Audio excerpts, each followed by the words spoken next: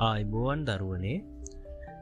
දැන් ඔයාලා මේ වෙනකොට 8 වසර විද්‍යාව විෂය පාඩම් 3ක් ඉවර කරලා මේ ඇවිල්ලා ඉන්නේ 4 වෙනි පාඩමට. බලන්න මේ 4 වෙනි පාඩමේ මාතෘකාව තමයි පදාර්ථයේ ගුණ. ඉතින් ඔයාලට පදාර්ථ කියද්දී මතක් වෙන්නේ මොනවද? මම හිතන්නේ ඔයාලට කලින් පන්තිවලදී පදාර්ථ ගැන උගන්වලා තියෙනවා. එතකොට පදාර්ථ මූලික වශයෙන්ම වර්ග කීපයකට බෙදෙනවා නේද? මේ මතකයක් තියාගෙන අපි යමු මේ පාඩම ගැන ඉස්සරහට කතා කරන්න. පළවෙනියට මේ පාඩම කතා කරද්දී පාඩමේ දෙයක් කියන මේ පදාර්ථයේ අසංතත ස්වභාවය ගැන. ඒකත් පොඩ්ඩක් හිතේ තියාගන්න. දැන් පුතේ මේ පරිසරය කියන එක ගත්තම කොටස් දෙකකට බෙදෙනවා. පරිසරය අපිට දකින්න ලැබෙන දේවල්. එකක් තමයි පදාර්ථ. අනිත් දේ තමයි ශක්ති කියන්නේ. බලන්නකො පදාර්ථ කියන එක මොකක්ද කියලා. පදාර්ථ කියන්නේ ස්කන්ධයක් ඇති අවකාශයේ ඉඩක් ගන්නා ද්‍රව්‍ය. එතකොට ශක්ති කියන්නේ ස්කන්ධයක් නොමැති අවකාශයේ ඉඩක් නොගන්නා දේවල් තමයි ශක්ති කියලා කියන්නේ. අපි තවදුරටත් බලමු. මෙන්න මේ විදිහට පරිසරයේ පදාර්ථය සහ ශක්ති වලට බෙදෙනවා.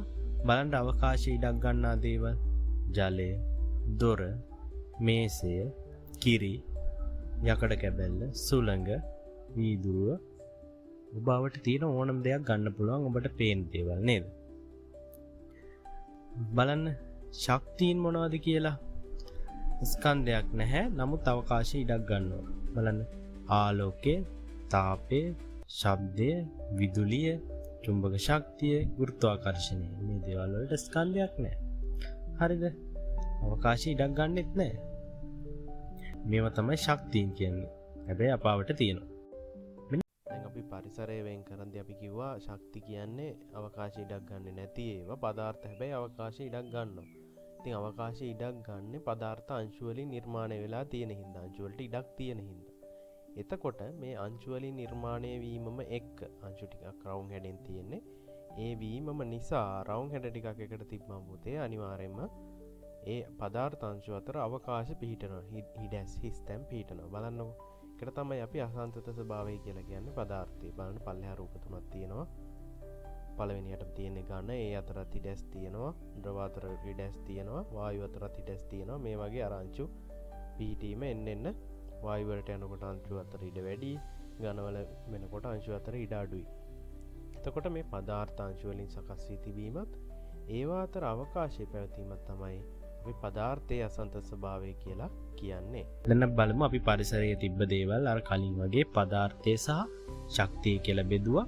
දැන් බලමු පදාර්ථයේ පැත්තේ ඔයාලා අර කලින් ඉගෙන ගත්තා වගේම පදාර්ථයේ කොටස් තුනකට බෙදන්න පුළුවන්. ඝන, ඊළඟට ද්‍රව, ඊළඟට වායු කියලා. ඝන වලට උදාහරණ විදිහට මේසයක්, යකඩ කැබැල්ලක්, ගලක් ඔය වගේ හයිය දේවල් අපිට ගන්න පුළුවන්. ඊට පස්සේ ද්‍රව වලට ජලය, කිරි වගේ දේවල් ගන්න පුළුවන්. වායු වලට සුළඟ, කාබන් ඩයොක්සයිඩ් වායුව ඕන දෙයක් ගන්න පුළුවන්. නැවතත් අපි කලින් තිබ්බ පින්තූර තුන බැලුවොත් බලන්නකො මේ ඝන ද්‍රව්‍ය වල අංශු කොහොමද පිහිටලා තියෙන්නේ කියලා බලන්න ළඟින් නේද? ඊට පස්සේ ද්‍රව වල ඊට වැඩි චුට්ටක් ඈතින්. වායු නහම අංශු ගොඩාක් ඈතින් තියෙන්නේ නේද? දැන් මෙන්න මේ අසංතත ස්වභාවය නැත්තම් අංශු වලින් හැදිලා තියෙන බව, අංශු අතර අවකාශ තියෙන බව බලන්න එක පරීක්ෂණයක් තියෙනවා. මේ රටහුණු කැබැල්ලක් අරගෙන තින්ත ටිකකට දාලා අපි බලපුවාම රටහුණු කැබැල්ල දිගේ තින්ත මොකද වෙන්නේ? පොඩ ඉහළ යනවා. ඒකෙන් අපිට හිතා ගන්න පුළුවන් රටහුණු කැබැල්ලේ ඝනයක් වුණාට ඝනේ අංශු අතර මොනවද තියෙන්නේ? හිඩැස් තියෙනවා. අන්න එතකොට මේ හිඩැස් අතරින් මොකද වෙන්නේ? අර තීන්ත අංශු ඉහළට ගමන් කරනවා. ඒක තමයි අපි අසංතත ස්වභාවය සඳහා කරන පරීක්ෂණයේ ඝනවල. ඊට පස්සේ අපි ද්‍රවවල අසංතත ස්වභාවය බැලුවොත් කොන්ඩිස් හරි තින්ත හරි ටිකක් අරගෙන ජලයට දැම්මම මොකද වෙන්නේ? ජලය පුරාම පැතිරලා ගිහිල්ලා ඒ ජල භාජනයේ සම්පූර්ණයෙන්ම මේ තින්තවල පාට ගන්නවා නේද? බලන්න මේ රූපෙට පැහැදිලි වෙනවා. එතකොට මේ වගේ අවස්ථාවකදී අපි කියනවා පදාර්ථයේ අසන්තත ස්වභාවය නැත්තම් මේ ද්‍රව පදාර්ථ හැදිලා තියෙන අංශු වලින් අංශු අතර අවකාශ තියෙනවා. ඒ නිසා තමයි මේ තින්ත අංශු ජලයේ අංශු අතර අවකාශ වලින් ගිහිල්ලා මේ ජලය පාට වෙන්නේ.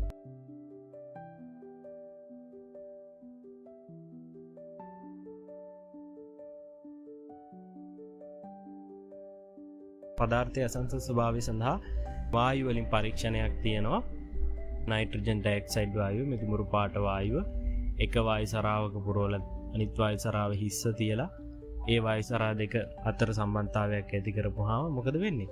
නයිට්‍රජන් ඩයොක්සයිඩ් වායුවේ පිරලා තියෙන වායු සරාවේ ඉඳලා නයිට්‍රජන් ඩයොක්සයිඩ් වායුව නැති වායු සරාව දක්වා බලන්න මේ කහ පාට වායුවත් පැතිරිලා යනවා.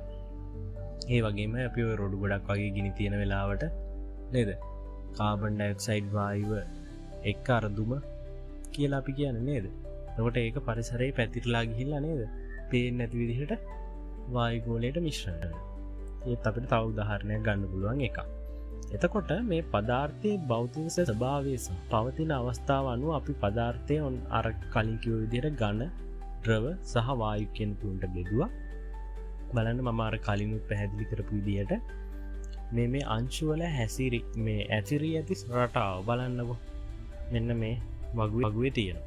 එතකොට බලන්න ඝනවල අංශු ක්‍රමාත් රටාවකට ඇසිරලා තියෙනවා. බලන්න ලස්සනයි නේද? ඊට පස්සේ අංශු තදින් එකිනෙකට බැඳිලා තියෙනවා. ඔව් නේද? ඝන ද්‍රව්‍ය හරි හයියයි. ඊට පස්සේ අංශු අතර ඉඩ මොකද වෙන්නේ? ඉඩ තියෙනවනේ. පදාර්ථ වලින් හැදිච්චාම මොකද්ද අසන්තත ස්වභාවයේදී අපි කිව්වේ? අවකාශ තියෙන්න ඕනේ. ඉඩ තියෙනවා. හැබැයි ඉඩ ඊටමත් අඩුයි. ඊට පස්සේ අංශු චලනය වෙනවද එහෙම? නෑ නේද? ඝනවල අංශු චලනය වෙන්නේ නෑ. ඒකයි ඝන එකම ස්වභාවයකින් දිගටම පවතින්නේ. ඊට ද්‍රව බලන්නකෝ. අංශු ක්‍රමාත් රටාවකට ඇසිරලා නෑ. ඝනයක තරම් අංශු එකිනෙකට බැඳිලත් නෑ නේද? ඒ නිසා තමයි ද්‍රව ගලාගෙන යන්නේ. එතකොට බලන්න අංශු අතර ඉඩ තාමත් අඩුයි. හැබැයි මේ ඝනවල තරම් අඩුද? නැහැ. ඝනවල තරම් අඩු නෑ. හරි. ඊට පස්සේ අංශු වලට චලනය වෙන්න පුළුවන්ද? ඔව් නේද? ද්‍රව ගලාගෙන යනවානේ. ඊට පස්සේ වායු අංශු ක්‍රමාත්‍රාවකට ඇසිරලා නැහැ කොහොමවත් නේද? බලන්නකො ඈතින් ඈත තියෙන්නේ. අංශු අතර බැඳීම් බලන්නකො දුර්වලයි. මොකද ඒවා ඈතින් තියෙන්නේ. එතකොට අංශු අතර විශාල ඉඩ ප්‍රමාණයක් තියෙනවා නේද? බලන්නකො අනිත් රූප දෙකට සාපේක්ෂව. එතකොට අංශු වායු වල මොකද වෙන්නේ? නිදහසේ චලනය වෙනවා. ඕන විදියට චලනය වෙනවා නේද? හරි. එතකොට මෙන්න මේ කියන මේ රූපවල තියෙන අංශු වල හැසිරීමේ තියෙන වෙනස්කම් නිසා පදාර්ථයට එන පොඩි ලක්ෂණ ටිකක් විශේෂයෙන් කියන ලක්ෂණ ටිකක් තියෙනවා පොතේ. බලන්නකො පුතේ. හැඩය, පරිමාව, ඝනත්වය සහ සම්පින්ඩනතාවය. හැඩය කියන්නේ අපිට ද්‍රව්‍යයක් මොකක් හරි පේන විදිහට අපි කියන හැඩය කියලා. ඊට පරිමාව කියන්නේ ඒ ද්‍රව්‍ය අවකාශයේ අරගෙන තියෙන ඉඩ. ඝනත්වය කියලා කියනවා පුතේ අපි මේ ද්‍රව්‍ය වල තියෙන අංශුන්ගේ බරට. ඊට පස්සේ සම්පින්ඩනතාවය කියන මේ ද්‍රව්‍යයක් සම්පින්ඩනය කිරීම නැත්නම් තලන්න පුළුවන් වගේ අදහසක් එන්නේ. සම්පින්ඩනය කරන්න පුළුවන් හැකියාව, පීඩනයට ලක් කරන්න පුළුවන් හැකියාව. බලන්න මේ කොළ පාටින් දාලා තියෙන හැකියාව තියෙන ඒවා රතු පාටින් දාලා තියෙන හැකියාව නැති ඒවා. බලන්න ඝනවලට නිශ්චිත හැඩයක් තියෙනවා, ද්‍රව වායු දෙකටම නැහැ. ඝනවලටයි ද්‍රව වලටයි නිශ්චිත පරිමාවක් තියෙනවා, වායු වලට නැහැ නේද? වායුව දාන භාජනයේ හැඩය ගන්නවා සහ භාජනයේ ප්‍රමාණයම ගන්නවා. අපිට කාමරයකට දාලා වායුව වහන්න පුළුවන් නම් මුළු කාමරේ පුරාම පැතිරෙනවා. හරිද?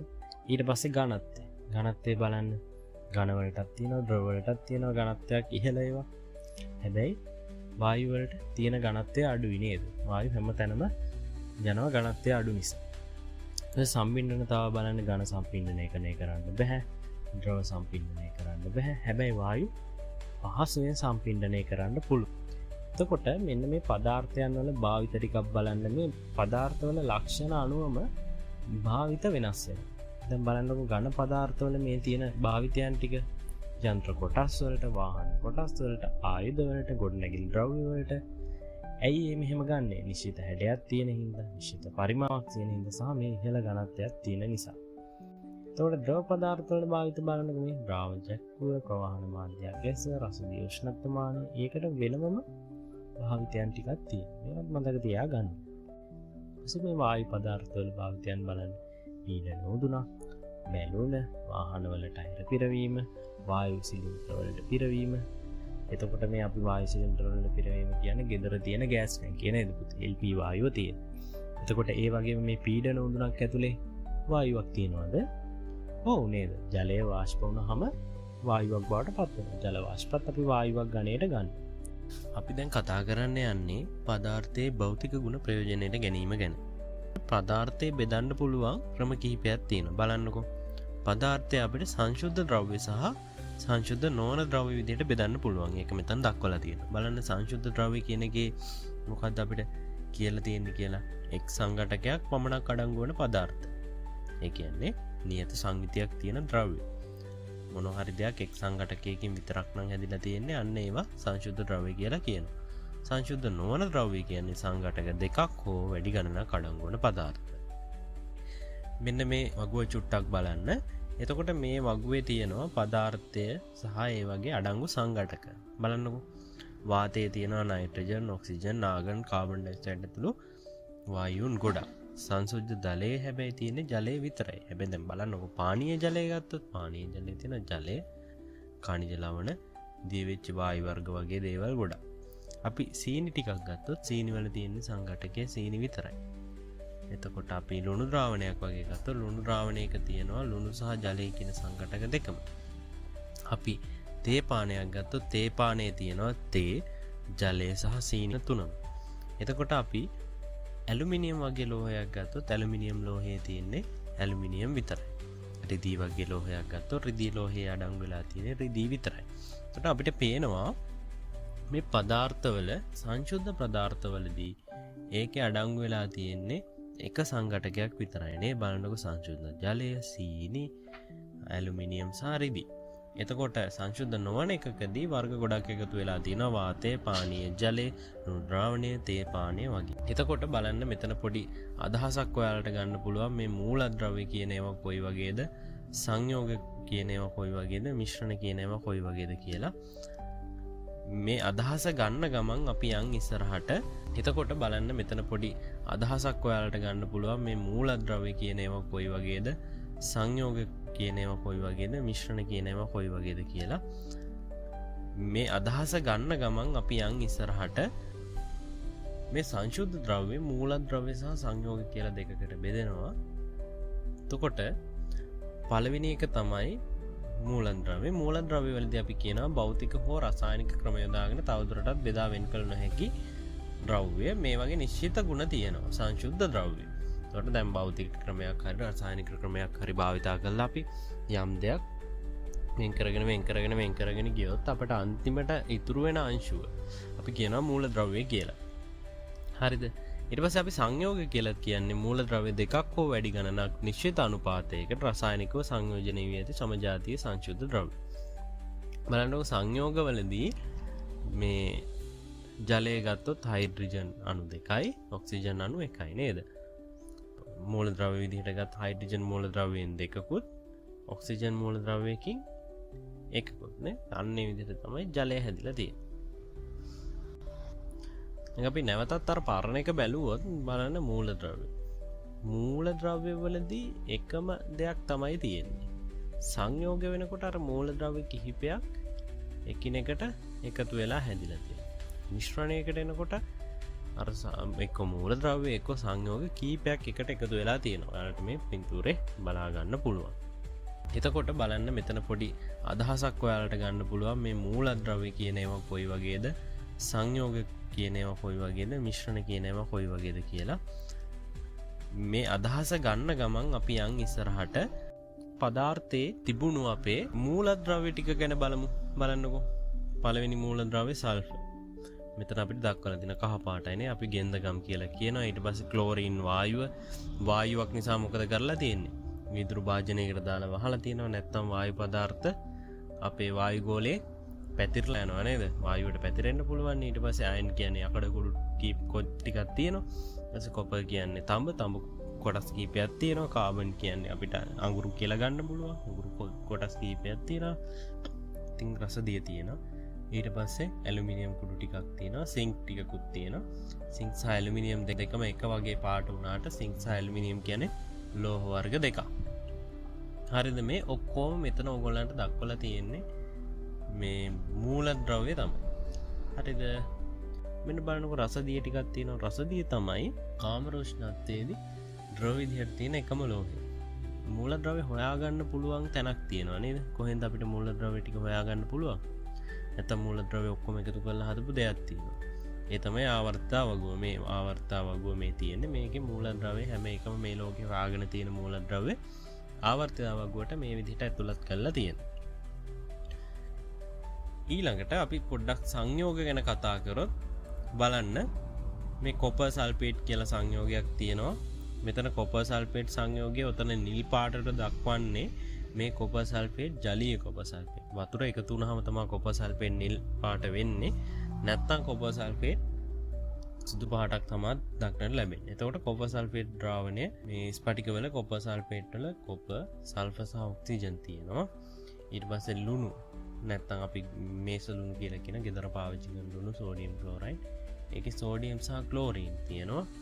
ඊට පස්සේ ජලය අපි ගත්තොත් ජලයේ හයිඩ්‍රජන් සහ ඔක්සිජන් තියෙනවා. මම කලිනුත් කිව්වා. ඊට පස්සේ කාබන් ඩයොක්සයිඩ් අපි ගත්තොත් ඒකේ කාබන් සහ ඔක්සිජන් තියෙනවා. මේ සංයෝග.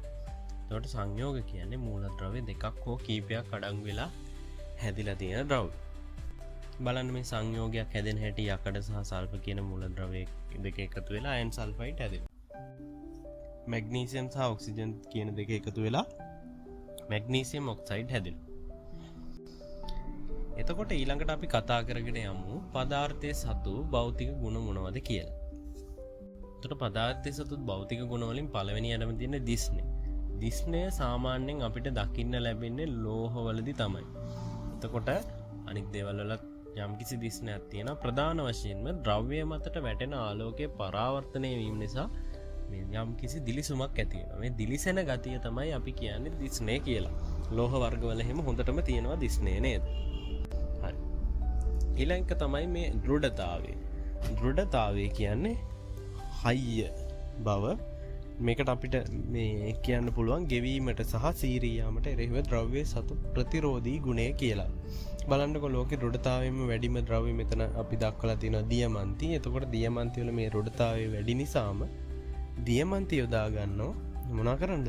වීදුරු කපන්න. මේ වීදුරු කපන්න යොදා ගන්න උපකරණයක් තමයි ඔය දකුණු පැත්තේ දක්වලා තියෙන්නේ. එතකොට බංගුර බව බලන්නකො නේද? බෝතලයක් තියෙනවා කැඩිලා ගිහිල්ලා. බංගුර බව කියන්නේ අපි බලයක් යෙදුව විට කුඩු වී යාමට හෝ බිඳී යාමට ලක්වීම.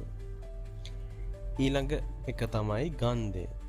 මේ ගන්ධය කියන එක ඇති වෙන්නේ ද්‍රව්‍යයේ ඇති වාෂ්පශීලී බව නිසා නාසයට දැනෙන සංවේදනයේ හින්දා. මේ නාසයට යම් ද්‍රව්‍යයක් හින්දා සංවේදනයක් දැනෙනවා නම් අන්නේ සංවේදනය අපි කියනවා ගන්ධය කියලා. ඒ සංවේදනය ඇති වෙන්නේ ඒ ද්‍රව්‍යයේ තියෙන වාෂ්පශීලී බව හින්දා. ගන්ධය කියන්නේ පුතේ ගඳ විතරක්ම නෙමෙයි. අපිට සුවඳත් ගන්ධය කියලා ගන්න පුළුවන්. එතකොට ඊළඟ එක තමයි තාපසන්නයකතාවය. තාපසන්නයකතාවය කියන්නේ ද්‍රව්‍යයක් තුලින් තාපය ගමන් කිරීමට ඇති හැකියාව. ලෝහ ද්‍රව්‍ය තුලින් තාපය යනවා නේද? මොකක් හරි ලෝහයක් අපි එක කෙරවලක් ගිනි ගොඩකට වගේ දාලා තිබ්බොත් අනිත් කෙරවල අල්ලන්න බැරි තරම් රත් වෙනවා. හැබැයි ලී කෑල්ලක් එක කෙරවලක් ඇවිලෙනවා වුණත් අනිත් කෙරවල අල්ලන්න පුළුවන් නේද? එතකොට තාපය සන්නයනය කිරීමට සමහර ද්‍රව්‍ය වලට හැකියාවක් තියෙනවා. ඊළඟ තමයි විද්‍යුත් සන්නායකතාවය. මේ ද්‍රව්‍යයක් තුලින් විදුලිය ගමන් කිරීමට ඇති හැකියාව. මේ බලන්නකො මේ කාසියක් හරහා මොකද කරලා තියෙන්නේ? බැටරි කෑල්ලකින් මේ විදුලිය සන්නයනය කරන මේ කාසිය තඹ පාටයි තඹ කාසියක්. එතකොට මේකෙන් අර ලයිට් එක පත්තු වෙනවා විදුලිය ගමන් කරලා ඒ කාසිය හරහා. සමහර ද්‍රව්‍ය වලින් විදුලිය ගමන් කරන්නේ නැහැ. උදාහරණයක් විදිහට ලී වගේ. ඊට පස්සේ රැව් දෙන හඬ. මේ ඔය සීනු වල හැම තියෙන්නේ.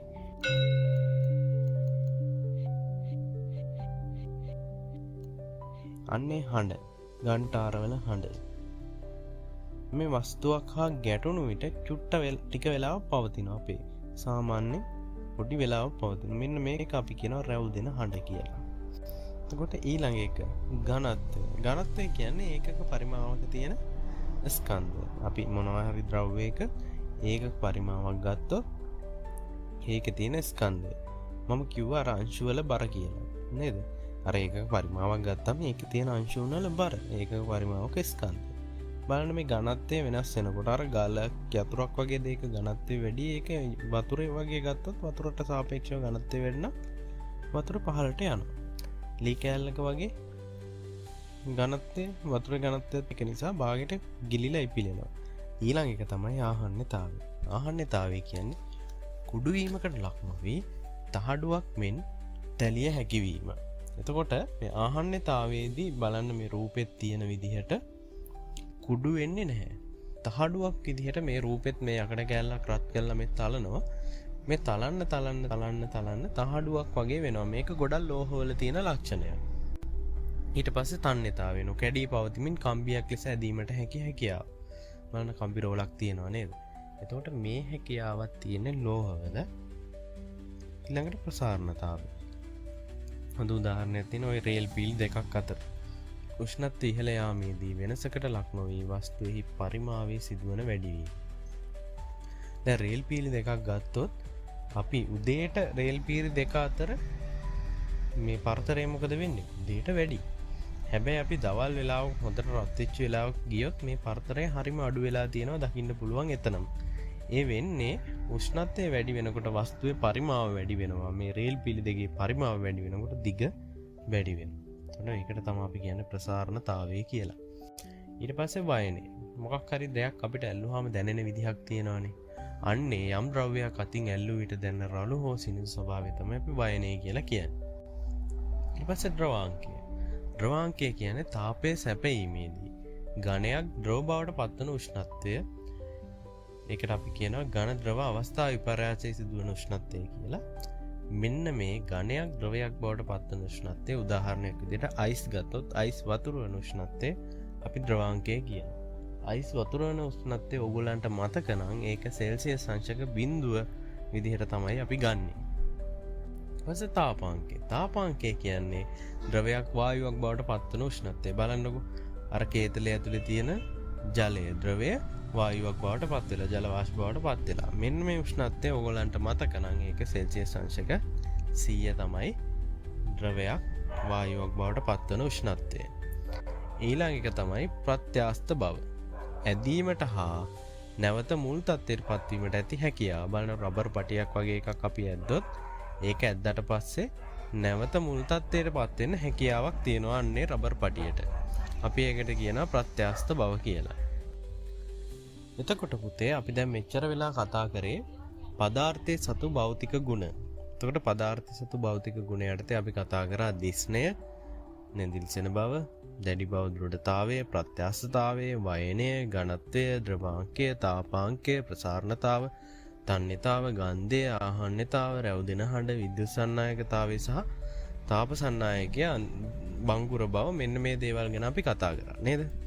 එතකොට මේ පදාර්ථයේ සතු භෞතික ගුණ රැසක් තියෙනවා.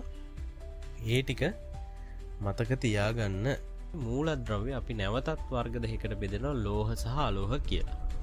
එතකොට මේ ලෝහ හොඳින් තාපය සන්නයනය කරනවා, හොඳින් විද්‍යුතය සන්නයනය කරනවා, ලෝහක දිස්නයක් තියෙනවා, ගැටුණු විට රැවුදෙන හඬක් තියෙනවා, තහඩු බවට පත් කරන්න පුළුවන් හැකියාවක් තියෙනවා, කම්බි බවට පත් කරන්න තියෙන හැකියාවක් තියෙන ද්‍රව්‍ය තමයි අපි ලෝහ කියලා කියන්නේ. උදාහරණ විදිහට යකඩ, තඹ, ඇලුමිනියම්, රසදිය වගේ ගන්න පුළුවන්. ඊට පස්සේ අලෝහ වල තාප සන්නායකතාවයක් නැහැ ගොඩක් දුරට. විද්‍යුත් සන්නායකතාවයක් නැහැ ගොඩක් දුරට. අවමයි මේවා. එතකොට ලෝහක දිස්නයක් නැහැ. දැන් මොකද වෙන්නේ? කුඩු වෙලා යනවා.